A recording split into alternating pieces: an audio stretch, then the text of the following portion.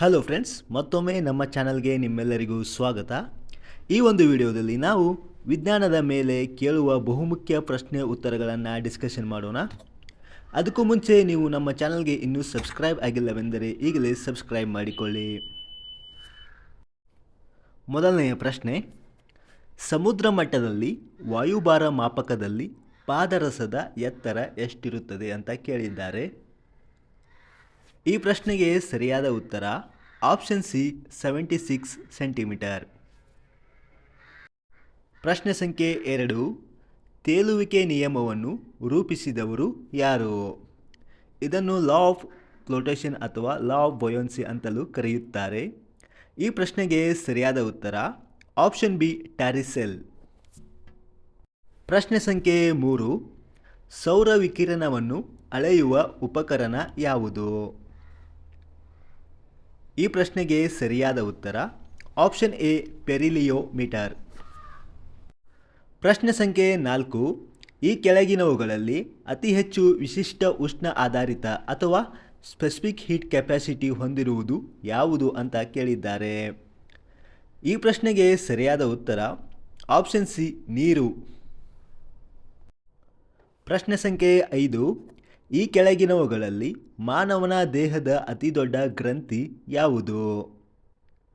ಈ ಪ್ರಶ್ನೆಗೆ ಸರಿಯಾದ ಉತ್ತರ ಆಪ್ಷನ್ ಎ ಲಿವರ್. ಪ್ರಶ್ನೆ ಸಂಖ್ಯೆ 6, ಕೆಂಪು ರಕ್ತ ಕಣಗಳ ಉತ್ಪತ್ತಿ ಮುಖ್ಯವಾಗಿ ಎಲ್ಲೆಲ್ಲಿ ನಡೆಯುತ್ತದೆ?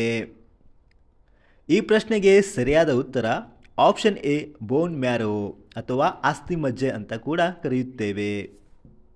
ಪ್ರಶ್ನೆ ಸಂಖ್ಯೆ 7, CHCl3 ಈ ಸೂತ್ರವನ್ನು ಹೀಗೆಂದು ಕೂಡ ಕರೆಯುತ್ತಾರೆ.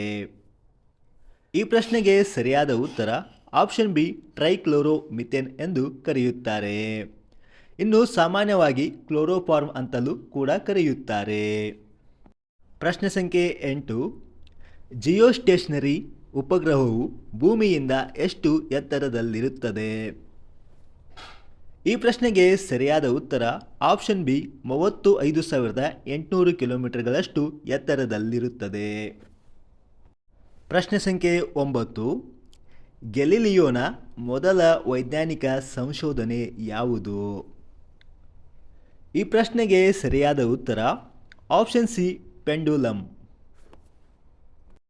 ಪ್ರಶ್ನೆ ಸಂಖ್ಯೆ 10, ಕ್ರೈಸ್ಕೋಗ್ರಾಫನ್ನು ಏನನ್ನು ಅಳೆಯಲು ಬಳಸುತ್ತಾರೆ? ಈ ಪ್ರಶ್ನೆಗೆ ಸರಿಯಾದ ಉತ್ತರ ಆಪ್ಷನ್ ಎ ಸಸ್ಯದ ಬೆಳವಣಿಗೆಯನ್ನು ಅಳೆಯಲು ಇದನ್ನು ಬಳಸುತ್ತಾರೆ. ಪ್ರಶ್ನೆ ಸಂಖ್ಯೆ 11, ಬ್ಯಾಟರಿಗಳನ್ನು ರಕ್ಷಿಸಿಡಲು ಬಳಸುವ ಲೋಹ ಯಾವುದು?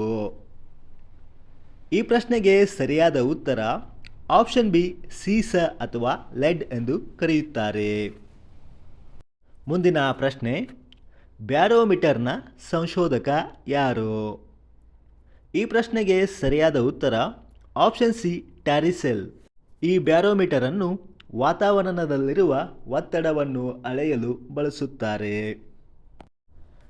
ಪ್ರಶ್ನೆ ಸಂಖ್ಯೆ 13, ಸೀಸ ಅಥವಾ ಲೆಡ್ಡನ್ನು ಸೇರಿಸಿದ ಪೆಟ್ರೋಲನ್ನು ಯಾಕೆ ಉಪಯೋಗಿಸುತ್ತಾರೆ? ಈ ಪ್ರಶ್ನೆಗೆ ಸರಿಯಾದ ಉತ್ತರ ಆಪ್ಷನ್ ಎ ಶಕ್ತಿ ಫಲದಾಯಕತೆಯ ಹೆಚ್ಚಿಸಲು ಅಥವಾ ಗಾಡಿಯ ಮೈಲೇಜನ್ನು ಹೆಚ್ಚಿಸಲು ಇದನ್ನು ಬಳಸುತ್ತಾರೆ.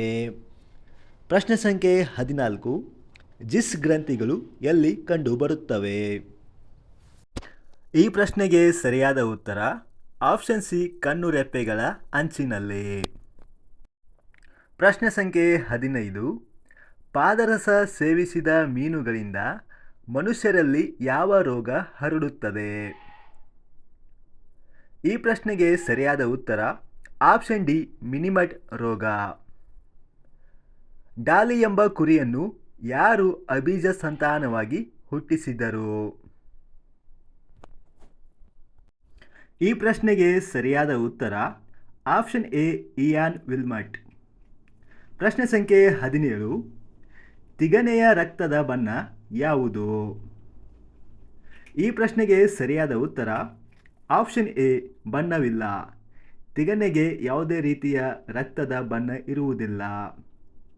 ಪ್ರಶ್ನೆ ಸಂಖ್ಯೆ 18, Salim Ali College of Ecology ಎಲ್ಲಿದೆ? ಈ ಪ್ರಶ್ನೆಗೆ ಸರಿಯಾದ ಉತ್ತರ ಆಪ್ಷನ್ ಸಿ, ಪಾಂಡಿಚೇರಿ. ಮುಂದಿನ ಪ್ರಶ್ನೆ, ಕಾಲರಾಕ್ಕೆ ಕಾರಣವಾಗುವ ಸೂಕ್ಷ್ಮಾಣುಜೀವಿ ಯಾವುದು? ಈ ಪ್ರಶ್ನೆಗೆ ಸರಿಯಾದ ಉತ್ತರ ಆಪ್ಷನ್ ಎ, ವಿಬ್ರಿಯೋ.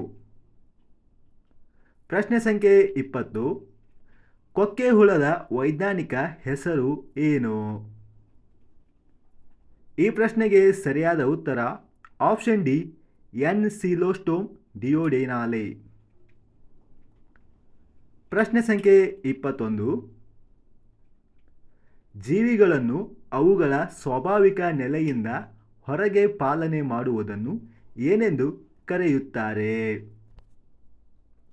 ಈ ಪ್ರಶ್ನೆಗೆ ಸರಿಯಾದ ಉತ್ತರ ಆಪ್ಷನ್ ಸಿ, ಎಕ್ಸ್-ಸಿ2 ಕನ್ವರ್ಜೇಷನ್. ಮುಂದಿನ ಪ್ರಶ್ನೆ, ಕಬ್ಬಿನ ತುಕ್ಕು ಹಿಡಿಯುವುದನ್ನು ಉತ್ತೇಜಿಸುವ ಕೆಟಲಿಸ್ಟ್ ಯಾವುದು? ಈ ಪ್ರಶ್ನೆಗೆ ಸರಿಯಾದ ಉತ್ತರ ಆಪ್ಷನ್ ಬಿ, ಹೈಡ್ರೋಜನ್. ಮುಂದಿನ ಪ್ರಶ್ನೆ, ಹರ್ಷಲ್ ಎಂಬ ವಿಜ್ಞಾನಿ ಕಂಡುಹಿಡಿದ ಗ್ರಹ ಯಾವುದು? ಈ ಪ್ರಶ್ನೆಗೆ ಸರಿಯಾದ ಉತ್ತರ ಆಪ್ಷನ್ ಡಿ, ಯುರೇನಿಸ್. ಮುಂದಿನ ಪ್ರಶ್ನೆ, ಮಾನವ ದೇಹದ ತಾಪಮಾನ ಎಷ್ಟು? ಈ ಪ್ರಶ್ನೆಗೆ ಸರಿಯಾದ ಉತ್ತರ ಆಪ್ಷನ್ ಸಿ, 37 ಡಿಗ್ರಿ ಸೆಲ್ಸಿಯಸ್. ಮ್ಯಾಲಕೈಟ್ ಯಾವುದರ ಖನಿಜವಾಗಿದೆ? ಈ ಪ್ರಶ್ನೆಗೆ ಸರಿಯಾದ ಉತ್ತರ ಆಪ್ಷನ್ ಡಿ, ಕಾಪರ್ ಅಥವಾ ತಾಮ್ರ. ಮತ್ತೆ ಮುಂದಿನ ವಿಡಿಯೋದಲ್ಲಿ ಇನ್ನಷ್ಟು ವಿಷಯಗಳೊಂದಿಗೆ ಸಿಗೋಣ.